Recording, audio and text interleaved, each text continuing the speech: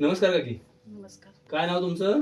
गीता दत्तात्रय महाडिक, राहणार कसबा ताळे. कसबा तारळे, कोल्हापूर. होय. आता मला सांगा, समर्थ सोशल फाउंडेशनचं अँटॉक्स डी आणि टी हे तुम्ही काय आजार होता म्हणून वापरताय? शुगर होती मला. शुगर तुम्हाला किती वर्ष आली आहे? 7 वर्ष झाली. आता हे औषध तुम्ही किती दिवसापासून वापरताय? 3 महिने झाले. हे औषध वापरायच्या अगोदर तुमची शुगर किती होती? 300. आता हे 3 महिने वापरल्यानंतर तुमची शुगर किती आहे?